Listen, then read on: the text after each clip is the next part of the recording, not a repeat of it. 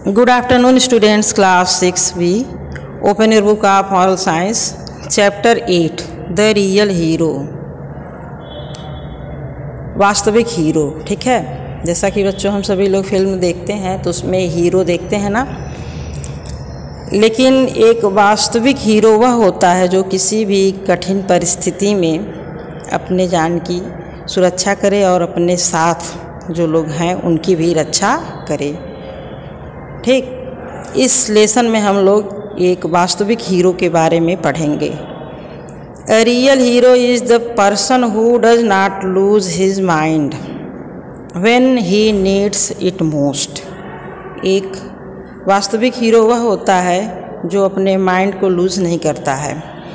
कब? जब उसे अपने दिमाग की आवश्यकता होती है, जब उसे अधिक सोचने की ज़रूरत पड़ती है। ठीक है, किसी विषम परिस्थिति में जब वह अपने दिमाग का इस्तेमाल करके उस डेंजरस से बाहर निकलता है, ठीक है ना, उस खतरे से जब वो बाहर निकलता है, तो ऐसे परिस्थिति में जो व्यक्ति अपने माइंड को नहीं लूज़ करता है वही वास्तविक हीरो होता है।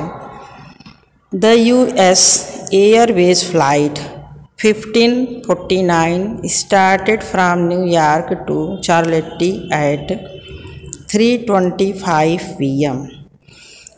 US एयरवेज फ़्लाइट जो है स्टार्ट होती थी कहाँ से?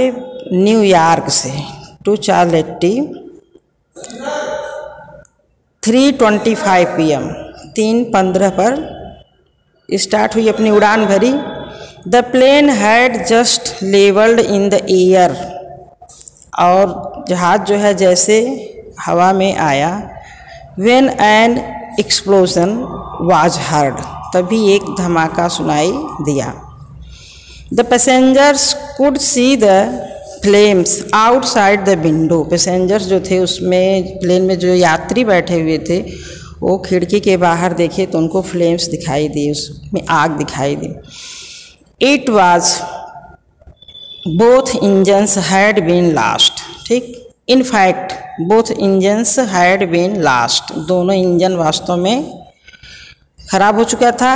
And there was no power in the plane now, अब उस प्लेन में कोई पावर नहीं था। It was stone quiet in the plane as the passengers prayed for their safety. ठीक, अब सब लोग बिल्कुल पत्थर की तरह शांत हो चुके थे और ईश्वर से प्रार्थना कर रहे थे अपनी सुरक्षा के लिए। They looked around not knowing what to do.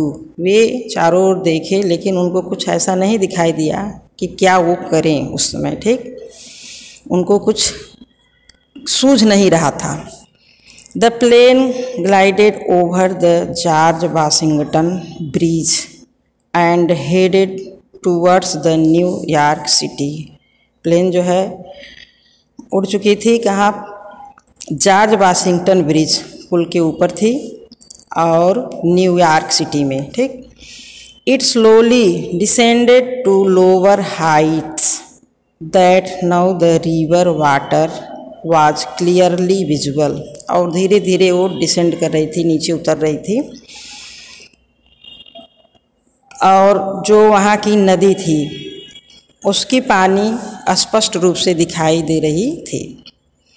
The pilot सेस्ली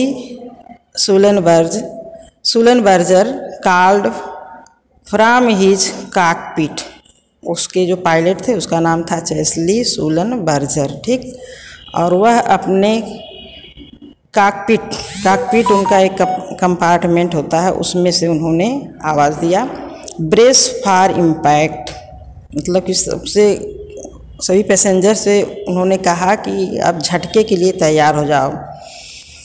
he intended to land the plane into the river as it could be the safest place and he was right which was proved later. ठीक, उन्होंने जहाज़ को पानी में उतारने के लिए सोचा और पानी में ही उतारा, क्योंकि उनके दिमाग में ऐसा आइडिया था कि यही प्लेस सबसे सेफ है। ठीक, सबसे सुरक्षित जगह जहाज़ को पानी में ही उतारना है। और ये बाद में सही साबित हुआ। Some passengers locked arms, some crunched down and others prayed guard clutching their armrests. ठीक है, सभी पैसेंजर जो थे अपने हाथों को पकड़े हुए थे, जो कस के बांधे हुए थे, और कुछ जो है अपने हाथों से ईश्वर को याद कर रहे थे।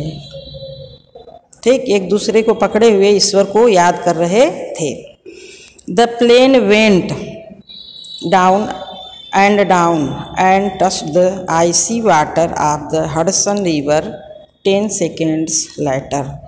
प्लेन जो है धीरे धीरे करके नीचे उतरा और आइसी वाटर जो हडसन नामक रिवर थी उसकी पानी जो है बिल्कुल बर्फीली थी।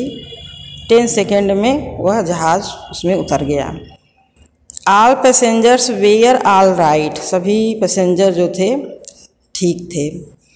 But they had to struggle to get out of the plane alive, लेकिन उनको बहुत संघर्ष करना पड़ा उस जहाज़ से बाहर निकलने में। ठीक, उस जहाज़ से सुरक्षित बाहर निकलने के लिए उनको बहुत सफ़र करना पड़ा, बहुत स्ट्रगल करना पड़ा।